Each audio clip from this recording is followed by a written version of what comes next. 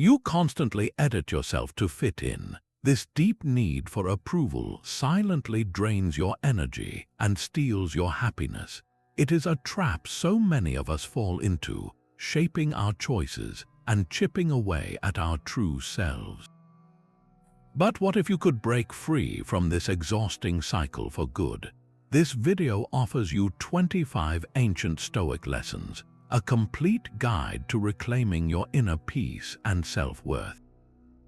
We will explore why the fear of disapproval holds such power and how you can build an unshakable confidence that does not depend on anyone else's opinion.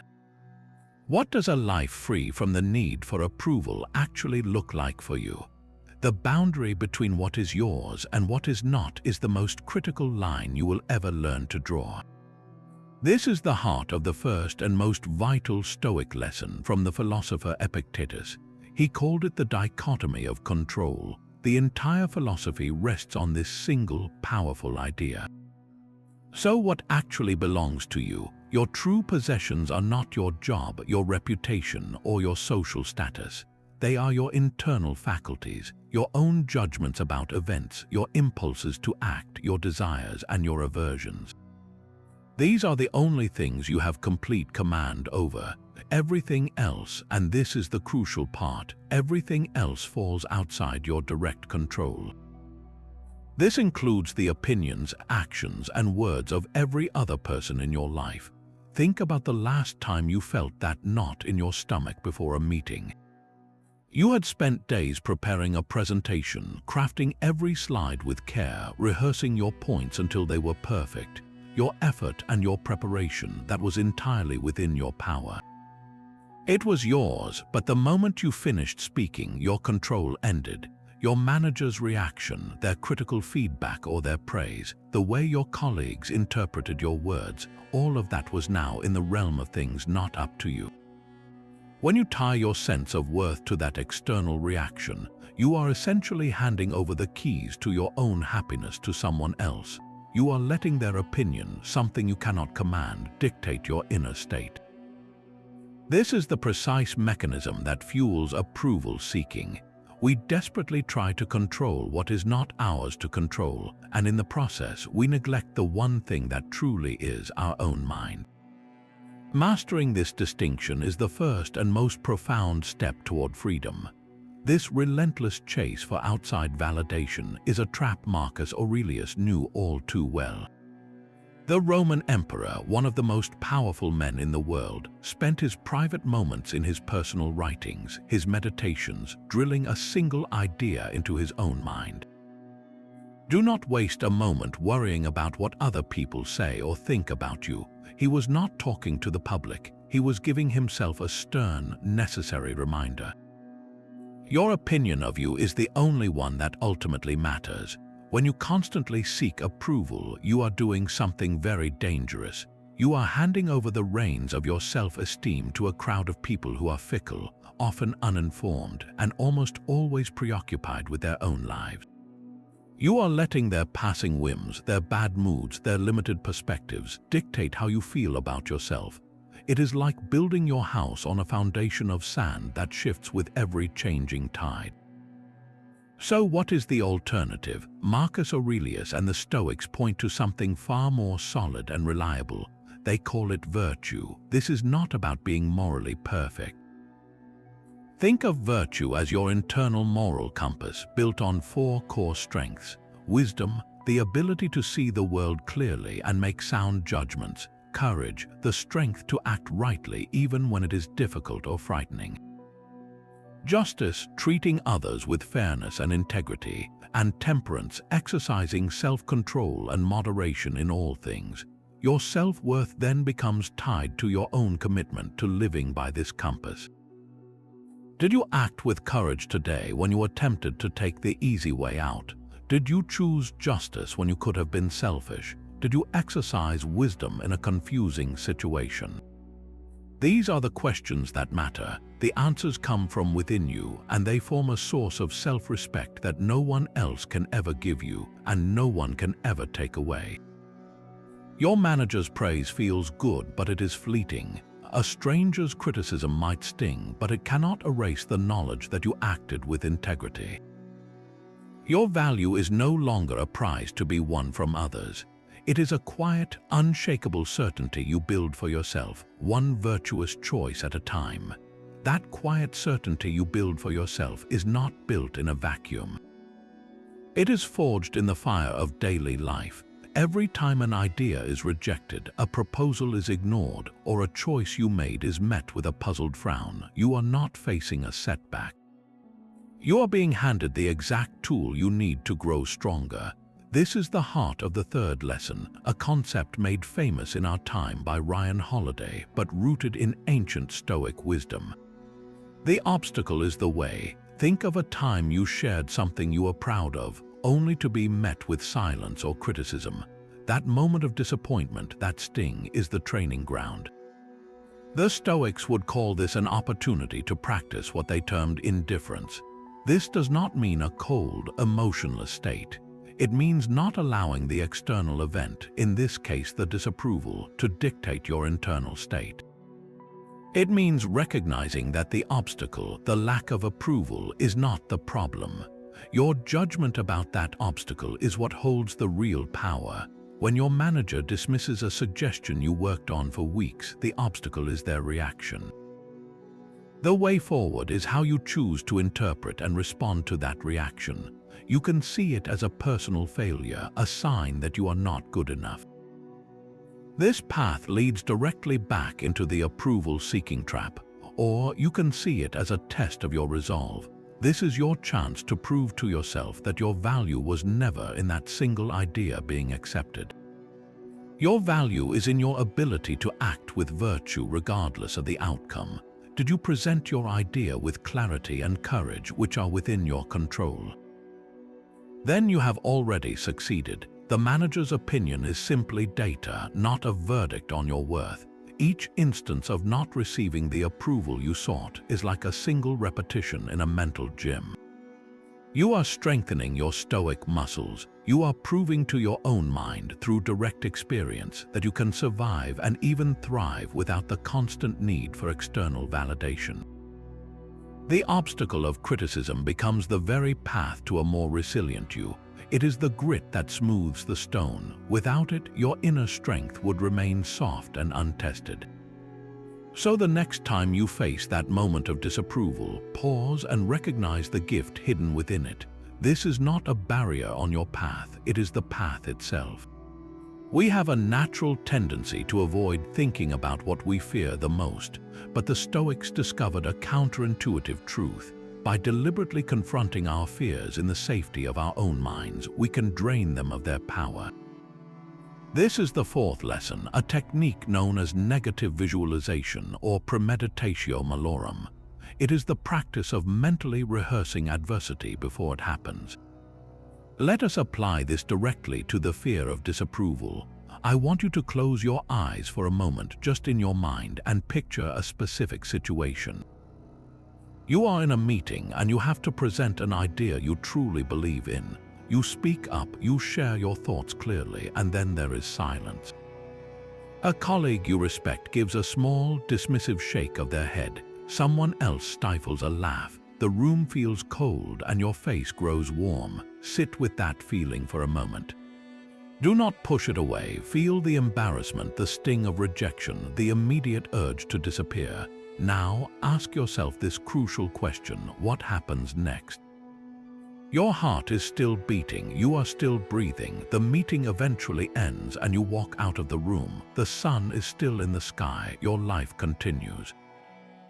You go home and your dog is still happy to see you. You eat a meal, you wake up the next morning. The world has not ended. This mental rehearsal is not about creating anxiety. It is about proving to your subconscious mind that you are capable of surviving the very worst-case scenario you can imagine. You are showing yourself that the fear of disapproval is almost always worse than the reality. The laughter, the criticism, the awkward silence, these things are uncomfortable, but they are not fatal. When you have already lived through the experience in your mind, when you have felt the emotions and then watched yourself move on with your day, the actual event loses its terrifying edge. It becomes just another moment, something you have already faced and overcome in your imagination. This practice builds a profound kind of courage. It is the courage that comes not from a guarantee of success, but from the quiet certainty that you can handle whatever outcome arises, even the one you fear the most. That powerful perspective shift is exactly what the Stoics aimed for with their fifth lesson. They called it memento mori, a Latin phrase meaning remember you must die. This is not a morbid fixation on death, but a profound tool for clarifying life. Picture yourself decades from now, in the final hours of your life. You are looking back over all the years, all the choices, all the moments that shaped your existence. In that ultimate moment of clarity, what will truly matter to you? Will you feel a deep sense of pride recalling all the times you bit your tongue to keep the peace? Will you be grateful for the occasions you changed your opinion just to fit in with the crowd? Or will you look back with a quiet heart, knowing you lived by your own code, that you spoke your truth even when your voice shook, that you pursued what you felt was right, not what was popular? The fear of a raised eyebrow or a dismissive comment seems to shrink into absolute insignificance when held against the vastness of a whole life. This is the power of memento mori. It acts as a mental filter, instantly separating what is trivial from what is essential. The desperate need for someone's approval today feels like a towering wave, overwhelming and immediate. But the remembrance of your mortality is the wide ocean that puts that single wave into its proper, small perspective. It forces a simple, urgent question. Are you spending your precious, finite days, which are numbered, building a life that looks good to others, or one that feels right to you?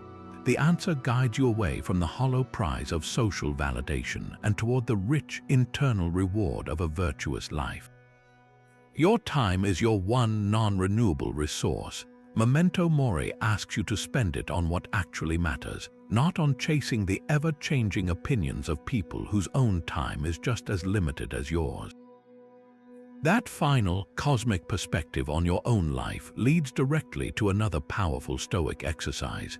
Imagine pulling your consciousness back away from your own two eyes and rising up through the ceiling of the room you are in. You see your entire building from above, then your street, your neighborhood. You keep going higher and higher until your city is just a grid of lights, your country a shape on a globe, and the earth itself a beautiful, fragile blue marble hanging in the immense black silence of space. This is the view from above. From this vantage point, can you even locate the person who gave you a disapproving look at the coffee shop this morning? Can you see the colleague who dismissed your idea in yesterday's meeting? All of it, every single social slight and moment of anxiety, is reduced to an invisible, microscopic event on a tiny speck of dust in an infinite universe. The intense drama of that moment, the heat in your cheeks, the knot in your stomach, it all dissolves into a profound and quiet peace. This is not about diminishing your life or your problems. It is about seeing them in their true proportion. The practice cultivates what the Stoics termed cosmic indifference. This does not mean you stop caring about acting with virtue or being a good person. It means you become indifferent to the trivial, petty judgments that have no real weight in the grand scheme of your existence. Your choice of career, your political opinion, the car you drive. From this higher view, these are not the things that define a life well lived. What matters is the quality of your character, the kindness in your actions, the courage of your convictions. These are the things that resonate on a human scale, regardless of the altitude from which you view them. The next time you feel that familiar squeeze of social anxiety, try this. Just for a few seconds in your mind, zoom out. See the vast, interconnected web of humanity, each person lost in their own struggles and dreams. Your momentary fear of disapproval becomes exactly what it is, a passing cloud in a boundless sky, noticed for a moment and then allowed to drift peacefully away. There is a world of difference between tolerating something and loving it. You can learn to endure criticism, to bear the weight of disapproval with a stiff upper lip. But the Stoics ask for something far more radical, something that transforms the entire experience. This is the seventh lesson, amor fati, the love of one's fate. It means to not only accept but to actively embrace every single thing that happens to you, including the very social friction and rejection you have been taught to fear. Think of your life as a master artisan's workshop. You have been given a specific block of marble with its unique veins, its cracks, its imperfections. The sculptor does not curse the stone for its flaws. They see those very features as essential to the final form, the unique character of the statue they will create. Your fate is that block of marble. Every instance of disapproval, every moment you are misunderstood, every time you stand alone in your conviction, that is not a flaw in the material. It is a defining feature, the very raw material you need to build a character of substance and integrity. When someone withholds their approval, it is not a sign that your path is wrong. It is a divinely ordained chance to practice the virtues we have been discussing. It is your opportunity to demonstrate courage by speaking your truth anyway. It is your moment to exercise justice by remaining fair to your own values. It is your test of wisdom to see that their opinion is not your truth. This is how you reframe rejection as redirection. That closed door was not a barrier. It was a signpost gently steering you away from a path that was not meant for you and toward the one that is uniquely yours. To love your fate is to understand that a life without any friction would be like a sword that was never tempered in the fire. It might look shiny, but it would be soft, weak, and useless for its true purpose. The friction is what gives you an edge, so the next time you feel the sting of not fitting in, do not just bear it, welcome it, thank it, see it for what it truly is, the necessary grit that is polishing you into a stronger, more resilient, and ultimately more authentic version of yourself. This relentless focus on your true character reveals a deep chasm between two ideas that most of us confuse as one. There is your reputation, and then there is your character.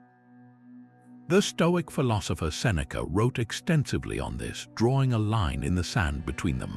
Your reputation is nothing more than a story other people are telling about you in their minds. It is a collection of guesses, assumptions, and fragments of information they have pieced together. It is an external phantom entirely outside your command. Your character, however, is the raw truth of who you are when no one is watching. It is the sum of your intentions, your choices, and your actions aligned with virtue. It is the one thing that is wholly and completely yours to shape. Think of it like this. You can spend your entire day polishing a single, beautiful apple, making sure its skin is flawless and its color is perfect. You present it to the world and people admire it. That apple is your reputation. But if you have neglected the inside, if the core is rotten, the admiration you receive is hollow and ultimately meaningless. It is built on a lie. Conversely, you could focus all your energy on growing an apple that is nourishing, sweet, and healthy from the inside out. Its exterior might have a few blemishes. It might not look as perfect as the polished one, but its value is real and substantial. This is your character. The moment you tie your self-worth to that polished exterior, you enter a game you cannot win. You are trying to manage perceptions you can never truly control. People will misinterpret your actions. They will form opinions based on their own biases and bad days. You could be the kindest person in the world and still be called cold by someone who misread your quiet demeanor. You could act with the utmost integrity and still be labeled dishonest by a rival. To seek a spotless reputation is to hand your happiness over to a jury of strangers who are never presented with all the evidence. So where should your energy go? The answer is to turn your attention inward to the orchard, not to the single apple on display. The goal is to cultivate a virtuous character. This is the only project that is 100% within your power. Every time you choose honesty over a convenient lie, you are strengthening that character. Every time you show kindness to someone who cannot offer you anything in return, you are building it. every time you exercise the discipline to do what is right instead of what is easy, you are fortifying it. This work is done in the quiet moments. It happens in how you speak to a customer service agent, in whether you return the extra change you were mistakenly given, in the choice to do your work well even when no one will see it. The reward for this labor is not applause from a crowd. It is something far more valuable and permanent, genuine self-respect. You can look at yourself in the mirror and know without a shadow of a doubt that you are a person of substance. That inner knowing becomes an unshakable foundation. The winds of public opinion may blow and your reputation may get scuffed and scratched, but your core remains solid. You no longer need to seek approval because you have already granted it to yourself, earned through 1,000 small, virtuous acts that no one else may ever see. That genuine self-respect you build in private is your greatest shield against a world that often rewards the wrong things. The 9th Stoic lesson asks you to take a long, hard look at the very source of the approval you are chasing. Seneca, the great Roman philosopher, was blunt in his assessment. He wrote that the crowd is insane, a madman knows nothing, but this one knows only what is bad. He saw public opinion as a chaotic, fickle force, driven by superficial trends and fleeting passions. Think about the last viral social media outrage. A week later, does anyone even remember what it was about? The crowd moves on to the next shiny object, the next target for its temporary admiration or its fleeting anger. To seek your self-worth from this source is like trying to build a stable house on the constantly shifting sands of a stormy beach. It is a chaotic and deeply unreliable anchor for your soul. The values of the many are rarely the values of the virtuous. They are often based on appearance, on wealth, on status symbols, on saying what is popular rather than what is true. So why would you grant this fickle crowd the power to judge your inner worth? This does not mean you must live as a hermit, despising everyone. It means becoming a discerning judge of whose opinion actually holds weight. Is the person offering criticism someone you respect for their wisdom and integrity, like a trusted mentor? Then their feedback is valuable data you can use for growth. But is the judgment coming from someone who is uninformed, who operates on gossip, or who is simply projecting their own insecurities? That opinion is not a verdict on your character. It is noise. It is the static from a radio station you do not need to listen to. The approval of the many is not a mark of truth or virtue. In fact, history is filled with people who were ridiculed by the crowd for ideas that later changed the world. Their virtue lay precisely in their ability to resist the pull of popular opinion and remain steadfast in their own pursuit of what was right. Your task is not to win a popularity contest. It is to live a life so aligned with your own principles that the roaring of the crowd fades into a distant murmur, and the quiet voice of your own conscience becomes the only applause you ever need. There is a profound difference between understanding a concept in your mind and truly knowing it in your bones. The 10th lesson bridges that gap through direct, deliberate action. It is the practice of voluntary discomfort. Think of it as a vaccine for your soul, a way to inoculate yourself against the fear of social judgment by exposing yourself to a small, manageable dose of it. You are not trying to become a social pariah or pick fights. The goal is to create small, controlled experiments where you voluntarily step just outside the lines of conventional approval.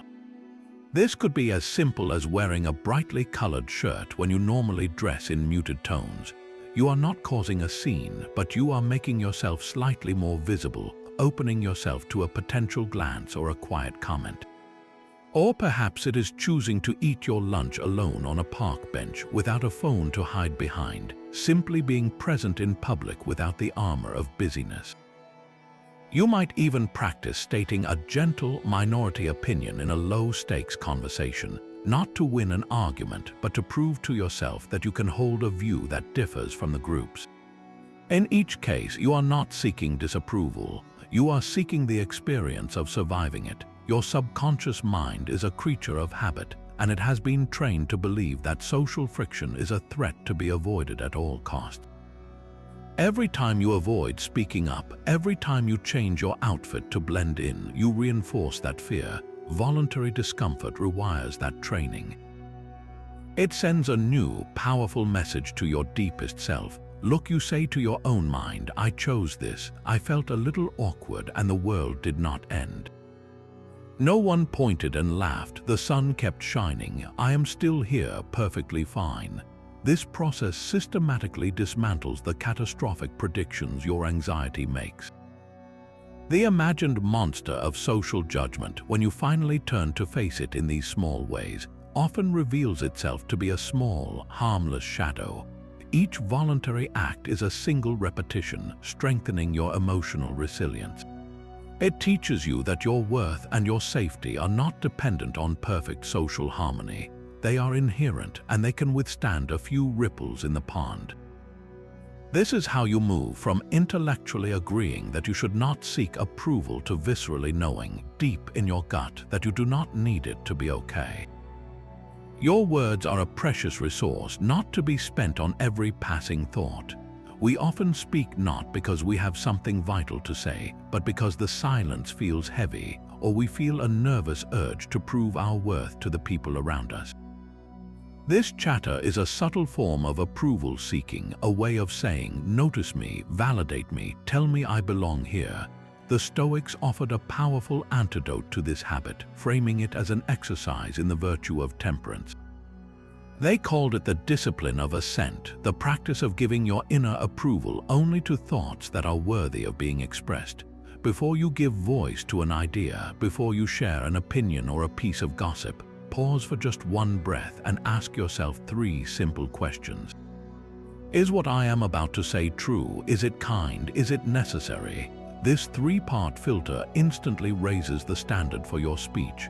That funny story about a coworker might be true, but is it kind? That piece of unsolicited advice might feel necessary to you, but is it truly helpful, or is it just a way to show off your own knowledge? When you apply this filter, you will find a vast amount of what you are going to say simply does not pass the test. The result is not that you become silent or withdrawn, but that your words gain immense weight and power. People begin to listen more closely when you do speak, because they know your words are not just filler.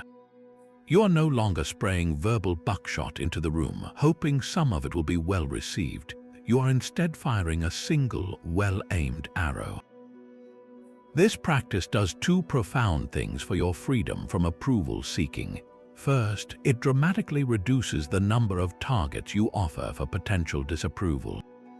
If you are not constantly sharing half-formed opinions and trivial observations, you are not constantly opening yourself up to critique or dismissal.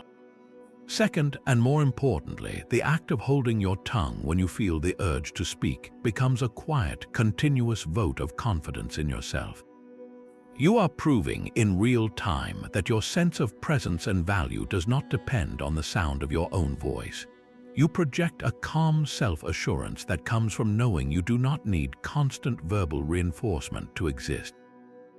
The silence is no longer a void you must fill. It becomes a space of strength you inhabit. Every explanation you add after a simple no is a small plea for permission. We have all done it. A colleague asks you to take on an extra project, and instead of a clear refusal, you launch into a long story about your existing workload, your family commitments, your doctor's appointment, as if you need to present a stack of evidence to prove your right to say that single word. This is the trap of over-explaining, and it is a clear signal that you do not fully trust your own judgment. The Stoics offer a radical alternative. They believed that a virtuous action, one aligned with wisdom and justice, needs no defense beyond its own virtue. Your reasoning is valid for one simple, profound reason, because you, a rational being capable of discernment, have deemed it so. Think of a judge in a courtroom. After hearing the evidence, they do not give a 30-minute speech justifying their verdict to the defendant. They simply state the decision. The integrity of the process and their authority is the justification. You are the judge of your own life. When you have weighed a decision carefully and chosen a course you believe is right, your internal process is the authority. To then offer a string of excuses is to undermine your own verdict. Practice giving simple, clear answers. Instead of saying, "I cannot attend the party because I have to finish that report, and then my cat needs to go to the vet, and I am just so exhausted from the week, try this. Thank you for the invitation. I will not be able to make it, that is it." The silence that follows may feel heavy at first, but that silence is the space where your new confidence is born. You are communicating that your decision stands on its own merit. It is not a negotiation. This does not mean you are rude or unkind. You can deliver your simple answer with warmth. But you are training yourself and everyone else to understand that your choices are not up for public debate.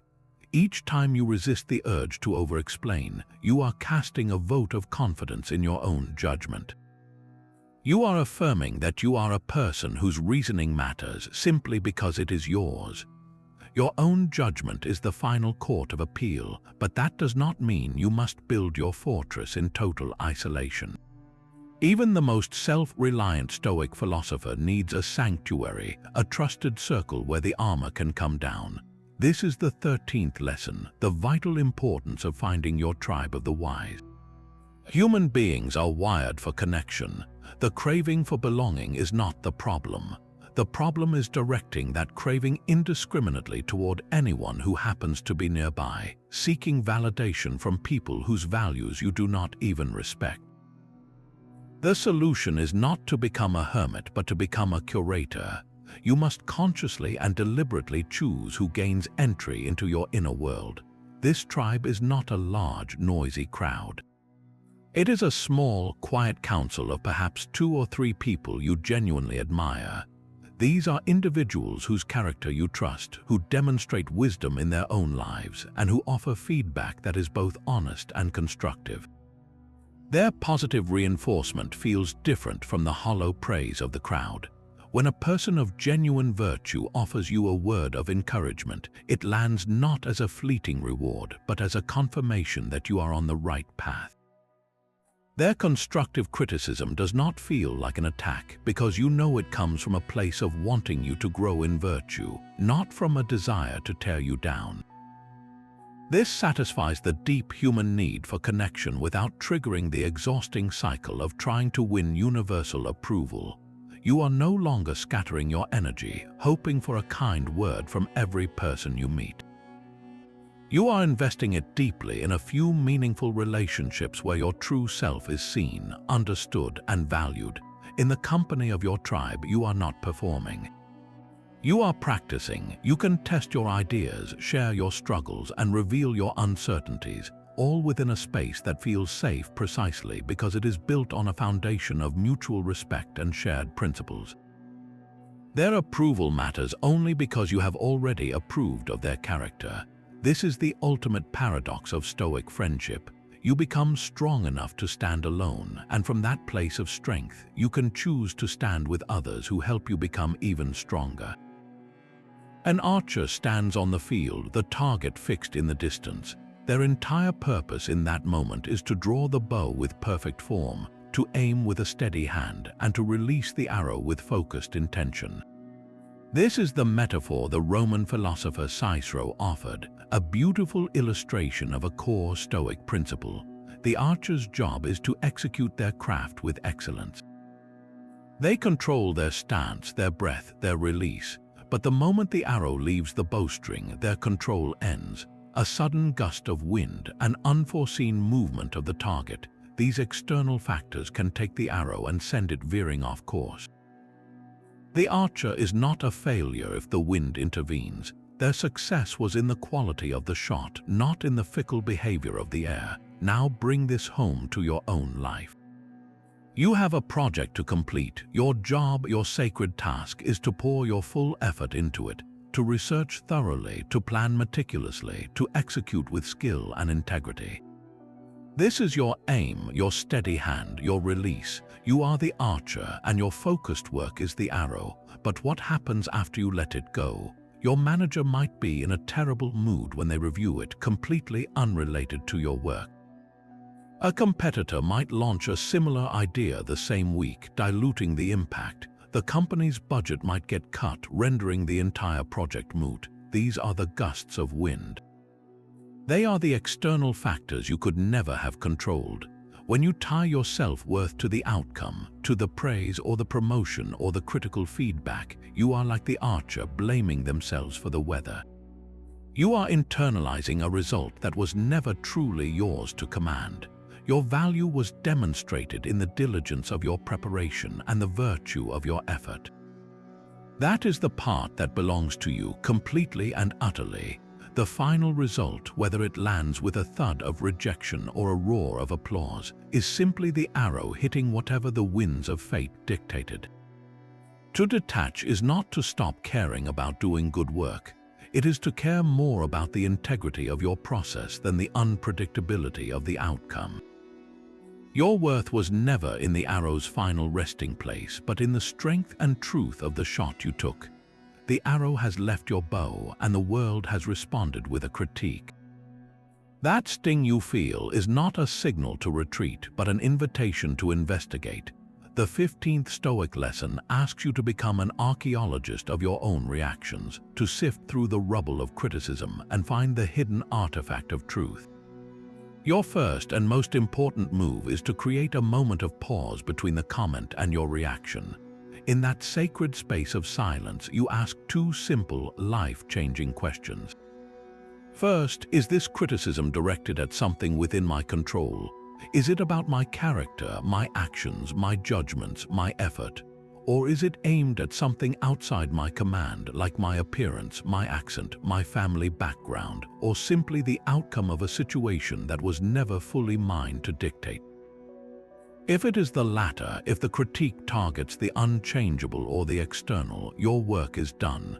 You can peacefully dismiss it as you would dismiss a comment about the weather.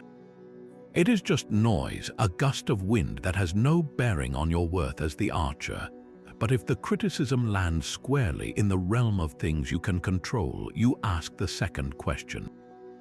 Is there truth here? This requires immense courage. It means setting aside your ego's immediate desire to defend itself and instead looking at the feedback with cold, objective eyes. Imagine you are a scientist examining a newly discovered specimen. There is no personal offense, only data. Your colleague says you seemed unprepared in the meeting. Your instinct is to list all the reasons you are actually very prepared, but the Stoic response is to turn inward. Was my presentation as clear as it could have been? Did I fail to anticipate certain questions? Could my communication have been more focused? If you find a grain of truth, you have just been handed a gift more valuable than empty praise. You have been given a precise map to a hidden weakness, a chance to fortify a part of your character that was vulnerable. This is how you alchemize shame into strength. The person offering the critique, whether they did so kindly or cruelly, has become an unwitting teacher pointing you toward a better version of yourself.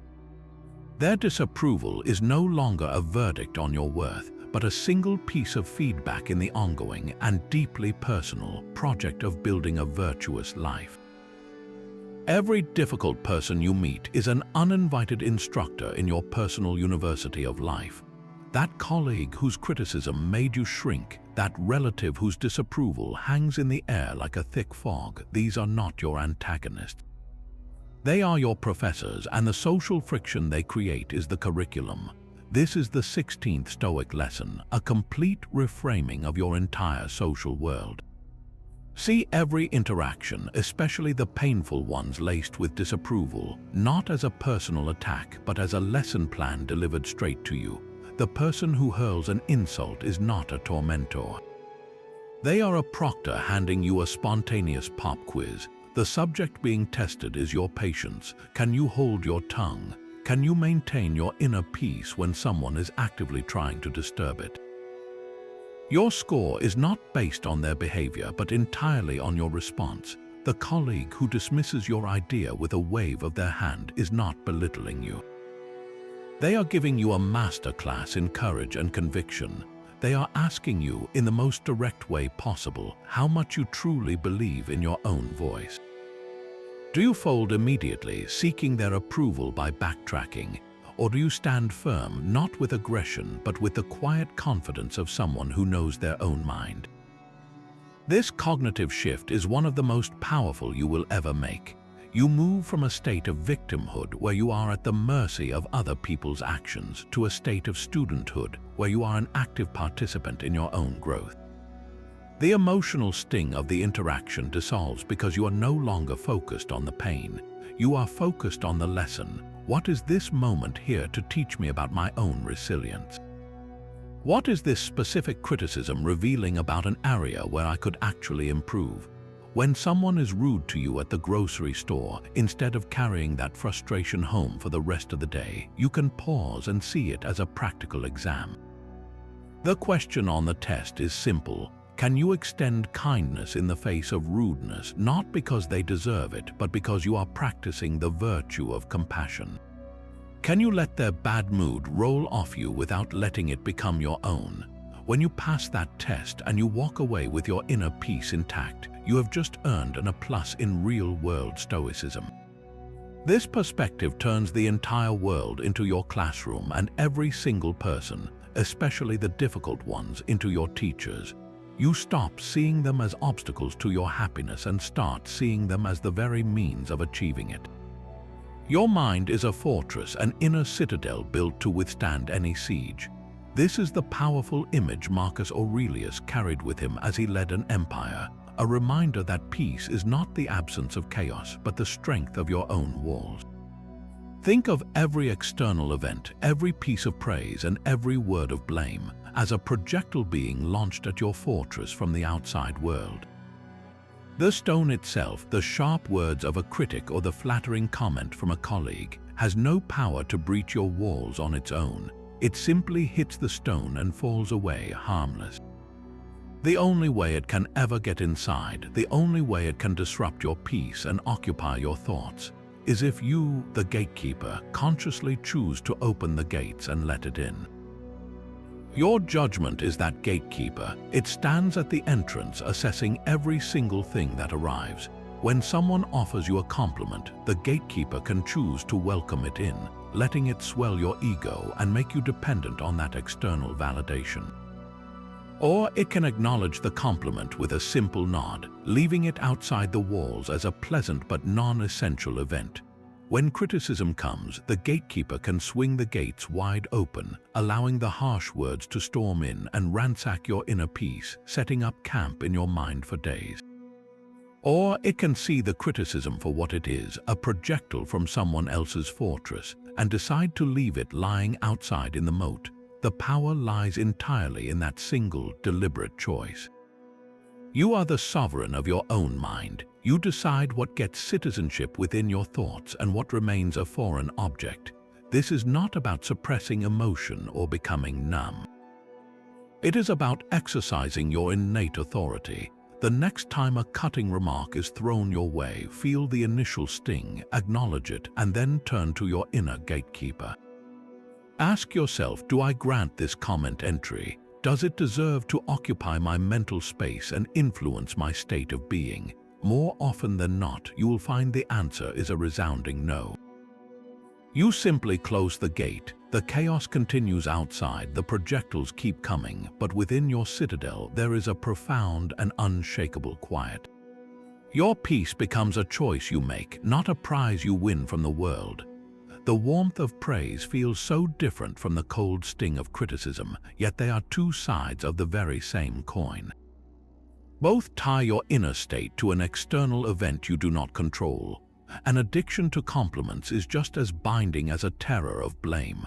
The Stoic receives praise with a polite thank you, a genuine acknowledgement of the other person's kindness, but they do not internalize it as a verdict on their worth. They see it for what it is, a pleasant gust of wind that happened to fill their sail, but not the source of their power to sail. Your internal compass, the one that kept you steady in the face of blame, must remain your guide when you are surrounded by applause. The needle still points toward virtue. Your mission is unchanged: to act with courage, wisdom, justice, and self-control. The roaring approval of a crowd can be just as distracting as their hissing disapproval. It can lure you off your path, tempting you to repeat whatever action won you the cheers, even if it means compromising your principles. Think of an actor who receives a standing ovation for a particular role. If they become hooked on that specific praise, they might spend the rest of their career trying to recapture that same magic, typecasting themselves and never growing as an artist. Their work becomes about replicating the applause, not about the integrity of the craft itself. Your life is your craft. The goal is not to perform for an audience, but to live in alignment with your character. The praise is a pleasant melody playing in the background, but it is not the song you are here to sing. When you can walk away from a compliment feeling the same quiet self-respect as when you walk away from a critique, you have achieved a profound inner freedom. You are no longer a puppet whose strings are pulled by the opinions of others, whether those opinions are sweet or sour. You move through the world guided by a light that shines from within, a light that is not dimmed by silence and is not brightened by applause. That inner citadel of your mind needs a permanent resident, a wise and silent guardian. The Stoics envisioned this figure as the sage, a personification of perfect wisdom and virtue. This is not a historical figure to worship, but an ideal to aspire to, a North Star for your moral compass. Here is a powerful mental exercise you can begin today. In moments of choice, especially when you feel the familiar pull to seek approval or take the easy path, pause for just a second and ask yourself a simple question. If the sage were standing here beside me, observing my every motive, would they nod in quiet approval? The question is not about whether the sage would like your choice, but whether they would respect the reason behind it. Are you about to speak up in a meeting because you have something true and necessary to contribute, or are you just trying to prove your intelligence to the room? Are you about to post that photo online to share a moment of genuine joy, or is it a silent plea for likes and validation? The sage sees only the raw intention. This practice installs a healthy, internal referee whose standards never change. Public opinion is a chaotic crowd, roaring 1 minute and silent the next. Its standards shift with the wind of new trends and social pressures, but the sage's judgment is constant, always pointing toward the same 4 virtues: wisdom, courage, justice, and self-control. When you act to earn the sage's quiet approval, you are acting to earn your own deepest self-respect. You are aligning your actions with a code that is timeless and unwavering. The next time you feel that nervous flutter before making a decision, invite the sage into the room. Feel that calm, observant presence. It asks for no explanation, makes no demand. It simply watches, and in that watchful silence you will find a profound clarity. You will know with immediate certainty whether you are building your life on the solid rock of virtue or the shifting sand of applause. The sage's silent approval is a fortress against the world, but another door remains open to the pain of judgment. That harsh word from your manager, that dismissive glance from a stranger, still carries a sting you cannot simply ignore. The 20th Stoic lesson asks you to look past the insult itself and into the heart of the person delivering it. Everyone is fighting a battle you know nothing about. This is not a sentimental platitude. It is a psychological tool for disarming the power of disapproval. When someone offers a sharp critique or a cold rejection, your instinct is to take it personally, to see it as a verdict on your worth. But what if you could see it as a symptom of their own pain? The coworker who snaps at you in a meeting might have just received a frightening medical diagnosis. The friend who forgets your birthday could be drowning in financial stress. The stranger who cuts you off in traffic might be rushing to a family emergency. Their behavior is a loud, chaotic signal broadcasting their internal state.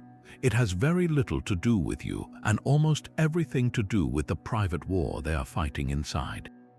Marcus Aurelius, the emperor who faced constant betrayal and political intrigue, reminded himself of this daily. He wrote that it is a wonder we are not angrier with each other, given the immense burdens every person carries. This perspective is a profound act of empathy. It allows you to meet disapproval not with defensiveness but with compassion. Imagine you are walking down the street and a man bumps into you hard without an apology. Your first reaction might be anger, but then you notice the tears streaming down his face. Instantly, your anger melts into concern. The action was the same, but your understanding of its cause transformed your entire reaction. The Stoic practice is to assume those invisible tears are always there, even when you cannot see them. You do not need to become a therapist for every difficult person you meet. You simply grant them the grace of their own struggle. This understanding does not excuse toxic behavior, but it completely neutralizes its ability to wound you. An insult born from someone's insecurity cannot define your character. It can only reveal their own. When you stop taking things personally, you pull the emotional charge right out of the moment. The criticism becomes a piece of data about the other person's inner world, not a judgment on your soul. You can listen, assess if there is any useful truth to extract, and then release the rest with a sense of peace. Their disapproval was never your burden to carry in the first place. Your own definition of a good life is the ultimate defense against the tyranny of outside opinion. The Stoics called this state eudaimonia, a Greek word often translated as human flourishing or a life well lived. This is not a fleeting feeling of happiness, but a deep and abiding sense of fulfillment that comes from one source alone, living in accordance with virtue. The world is constantly shouting its checklist for success at you: the high-paying job, the impressive title, the perfect family photo. But these are all external markers, prizes to be won in a game you never agreed to play. The moment you adopt this checklist as your own, you hand over your power. You become a performer on a stage, anxiously checking the audience's reaction after every line, desperate for their applause to confirm you are doing it right. Eudaimonia asks you to step off that stage entirely and become the playwright of your own life. What does a good life actually look like for you? Not for your parents, not for your neighbors, not for your social media followers. This is not a question to answer quickly. It requires quiet reflection. Take the 4 cardinal virtues as your building blocks. A life of wisdom means pursuing understanding and making clear-eyed choices, not just collecting facts. A life of courage means facing fears and standing up for your principles, even when your knees are shaking. A life of justice means treating everyone with fairness and contributing something of value to your community. A life of temperance means exercising self-control and finding balance in your desires, not living in extremes. Now craft your definition. Perhaps your version of a flourishing life is one where you have the courage to start your own small business, creating something that solves a real problem for people. Maybe it is a life of justice where you use your skills to volunteer and mentor young people in your neighborhood. It could be a life of temperance where you choose a simpler, less cluttered existence so you have more time and energy for your family and your own peace of mind. Your definition is yours alone. When this internal compass is set, your entire relationship with approval shifts. You are no longer measuring your worth by how many people applaud your new car. You are measuring your progress by how closely your actions align with your own virtuous definition of success. Did you act with courage today in a small way? Did you choose wisdom over a quick, easy lie? These are the questions that matter. The opinion of others becomes like background noise, interesting perhaps, but irrelevant to your core mission. You are playing a different game now, one where the only score that counts is the quiet, private knowledge that you are building a life that truly matters to you. The pursuit of a bigger house or a more impressive job title is often just approval seeking in a clever disguise. We are not chasing the object itself, but the imagined admiration we believe it will unlock from others. We buy the car hoping neighbors will notice. We angle for the promotion, craving the respect we think comes with the corner office. This entire cycle is built on a fragile assumption that external symbols can manufacture the internal security we truly crave.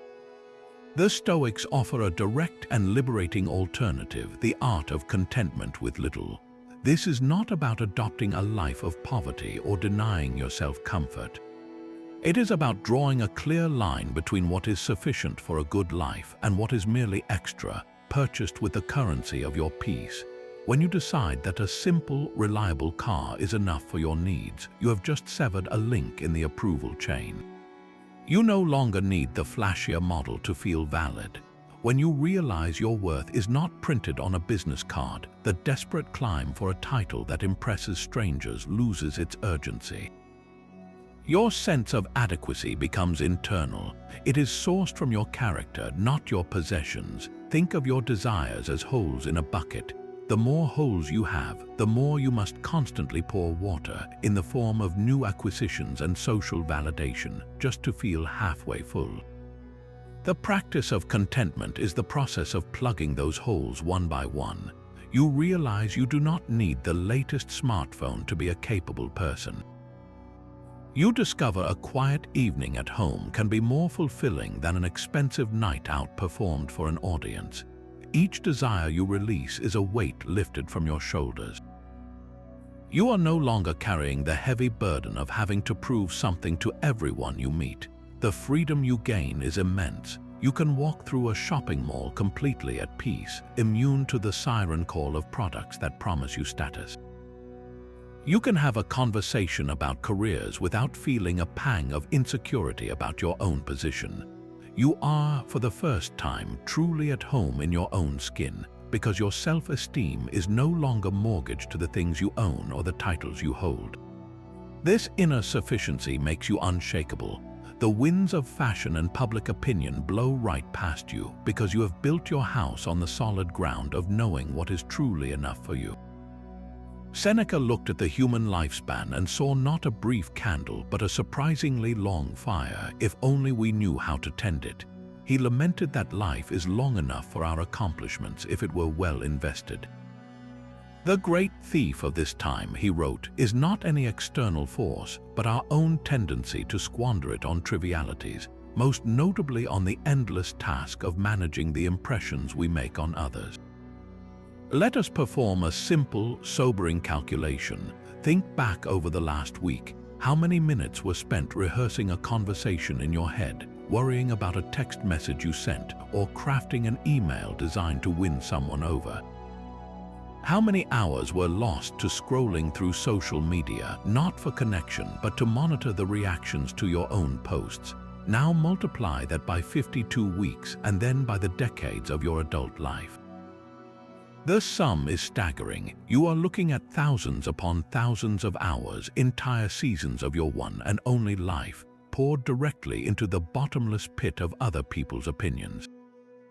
This is not just an emotional drain, it is a catastrophic economic decision with your most finite resource. Those are the same hours you could have spent mastering a musical instrument, learning a new language, writing a book, or building a business. They are the afternoons you could have spent walking in the woods with a loved one, fully present, instead of being trapped in a mental rehearsal of a minor office conflict. They are the quiet evenings of deep rest you sacrifice to the anxiety of what one person might have thought of you. Approval seeking is the most expensive subscription you will ever pay for, and it deducts its fee directly from the ledger of your life. When you see the true cost laid out in these terms, in the lost art, the missed connections, the abandoned hobbies, and the forfeited peace, the choice becomes startlingly clear. Every moment you spend curating your image for an audience is a moment you are stealing from your own potential, from your own joy, from your own reality. The currency of your existence is too precious to be spent on seeking the approval of people who are, in the grand theater of your life, merely fleeting members of the crowd. Your entire life is a role you have been assigned in a vast cosmic play. This is the 24th Stoic lesson, drawn directly from the teachings of Epictetus. He asked his students to remember that they are actors in a drama, and the quality of the performance rests not on the role itself, but on how well they choose to play it. You did not get to choose your part. You were cast by the universe or God or fate into a specific set of circumstances. Perhaps your role is that of a parent, a cashier, a student, or a friend to someone who is struggling. The script has already been written in many ways, dictating the core facts of your existence. Your only task, your sacred duty, is to bring absolute virtue to your performance. Imagine an actor backstage, furious that he was cast as the servant instead of the king. He stomps onto the stage, mumbles his lines, and radiates resentment. He is a terrible servant, and he ruins the scene for everyone. His failure is not in the smallness of the role, but in his refusal to play it with excellence. Now think about your own life. How often have you resented your part? Why am I not the lead with the flashy career? Why am I just the supportive friend in the background? This resentment is the root of so much approval seeking.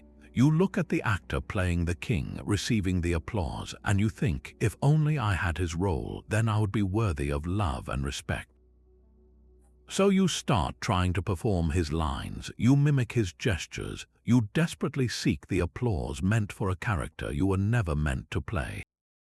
This is exhausting, inauthentic, and it guarantees you will fail in your own part. The Stoic finds a profound and quiet dignity in perfecting their own role, however small or unseen it may appear. Your purpose is not to be the king. Your purpose is to be the most virtuous, reliable, and wise servant the play has ever seen, to be the parent who acts with boundless patience and love, to be the employee who does their work with impeccable integrity, even if no one is watching. When you pour your energy into this, a miracle happens. The desperate need for the audience's applause simply vanishes. You are no longer performing for them. You are performing for the playwright, for the integrity of the play itself.